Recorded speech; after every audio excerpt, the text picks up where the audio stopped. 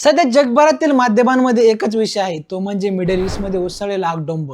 Iran विरुद्ध उतरलेल्या Israel अमेरिकेने थेट इराणचे सर्वोच्च नेते आयातुल्ला अली खामेनी यांना मारले. त्यानंतर युद्धाची तीव्रता आणखी वाढली आहे. इराणसह मिडल ईस्टमध्ये घडामोडी सेकंद मायक्रो सेकंदला बदलत आहेत. याचे दूरगामी परिणाम इराण मिडल ईस्टसह भारतावर देखील महागाई, आर्थिक फटका आणि आंतरराष्ट्रीय संबंधाच्या रूपाने होणार हे सगळं आहेच. पण आज आपण जाणून घेणार आहोत, ज्या अमेरिकेने इराण विरुद्ध युद्ध पुकारलं आहे तोच अमेरिका एकेकाळी एकमेकांचे चांगले मित्र होते. आज ते एकमेकांचे शत्रू का बनले आहेत?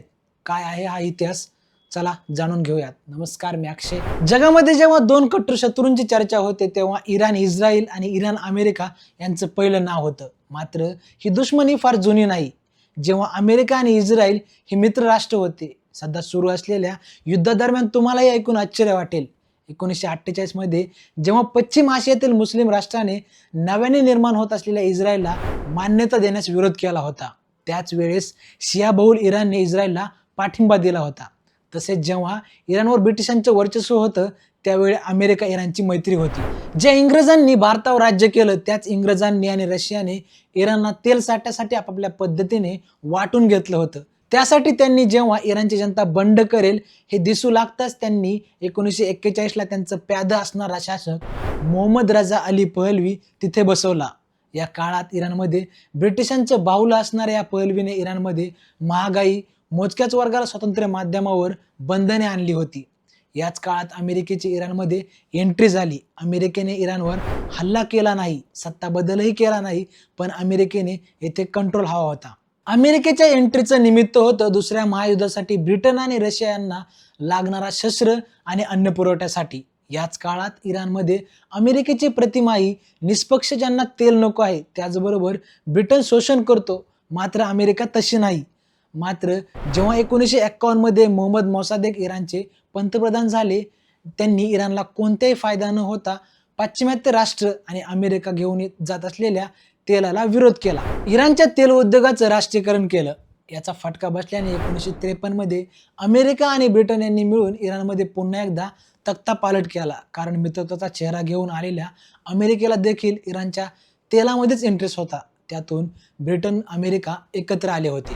तर याच वेळी जेव्हा मोसादक जाऊन इराणचे नेतृत्व पुन्हा एकदा शाह यांच्याकडे आले होते, तेव्हा अमेरिकेच्या माध्यमातून इस्रायलची इराणमध्ये एंट्री झाली. त्यांनी तेहरानमध्ये एक दूतावास देखील सुरू केलं. इराणमध्ये तेल व्यापार सुरू झाला. इराण इस्रायल यांच्यात लष्करी करार देखील झाले. मात्र 1979 मध्ये इराणमध्ये इस्लामिक क्रांती झाली, ज्यामध्ये लोकांनी शाह यांच्याकडून सुरू असलेली जुलमी राजवट याविरुद्ध रस्त्यावर उतरायला सुरुवात केली. जो इस्रायल पॅलेस्टाईनच्या हक्काविरुद्ध आहे, त्यांना शाह यांनी गालीचे अंतरले होते. याचा राग इराणी लोकांना होता. परिणामी परिस्थिती एवढी बिघडली की शाह यांना देश सोडून पळून जावं लागलं. दुसरीकडे सत्तेवर नवे पंतप्रधान आले. त्यांनी देशातून काढून देण्यात आलेल्यांना धार्मिक नेते आयातुल्ला रुहोल्लाह खामेनी यांनी परतण्याची परवानगी दिली. त्यांनी देशात येताच इराणला इस्लामिक रिपब्लिक घोषित केलं आणि रुहोल्लाह खामेनी यांना देशाचे सर्वोच्च नेते म्हणून नियुक्त करण्यात आले. सरकार नाही तर अंतिम सत्ता त्यांचीच असेल. इस्लामिक क्रांतीने इराण आणि इस्रायलचा प्रभाव पूर्णपणे संपुष्टात आणला. इराण आणि अमेरिकेतील राजनैतिक संबंधही संपुष्टात आले. इस्लामिक क्रांतीनंतर शाहच्या कारकिर्दीत एकेकाळी मित्र असलेले अमेरिका आणि इराण कट्टर शत्रू बनले. याच सुमारास अमेरिकन दूतावास 52 अमेरिकन नागरिकांना ओलीस ठेवण्याची घटना घडली. ते 444 दिवस ओलीस राहिले. तर पॅलेस्टिनी प्रश्नाला इस्लामिक मुद्दा म्हणून मानले.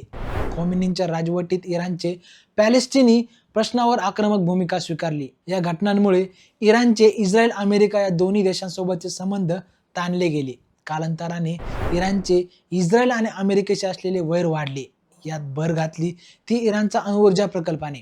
कारण एकीकडे यातून 1980 ते 90 इराण प्रणित इस्रायलला विरोध करणाऱ्या दहशतवादी संघटना निर्माण झाल्या, ज्यामध्ये लेबनॉन, हिजबुल्लाह, येमेनमध्ये युधी आणि गाझामध्ये हमाससह इतर सशस्त्र आणि शिया मिलिशिया इस्रायल विरोधात उभा राहिल्या. तर दुसरीकडे इराणने अणुऊर्जा प्रकल्प सुरू केल्याने या संघटना इराण, इस्रायलसह जगाला धोका निर्माण करेल या कारणाखाली इस्रायल, अमेरिकेने इराणला शक्तिशाली बनवू न देण्याचं मिशन हाती घेतलं. इराणला अणुबॉम्ब विकसित करण्यापासून रोखण्यासाठी इस्रायलने अनेक गुप्तचर कारवाया केल्या. या हल्ल्यामध्ये अनेक उच्च प्रोफाईल अणुशास्त्रज्ञांचा मृत्यू झाला. त्यानंतर गेल्या वर्षभरात अमेरिका आणि इस्रायलचे इराणविरुद्ध थेट युद्ध पुकारण्याची ही दुसरी वेळ आहे. इराणचे सर्वोच्च नेते आयातुल्ला अली खामिनी यांची हत्या करण्यात आली आहे. इराण देखील बदला म्हणून अरब देशांमध्ये अमेरिकेच्या लष्करी तळांवर हल्ला करत आहे. येणाऱ्या काळात ही एक मोठी ऐतिहासिक घटना घडू शकते, ज्यावर संपूर्ण जग लक्ष ठेवून आहे. मग कशी वाटली ही माहिती आम्हाला कॉमेंटमध्ये नक्की सांगा आणि अशाच माहितीपूर्ण विषय जाणून घेण्यासाठी चॅनलला फॉलो करा.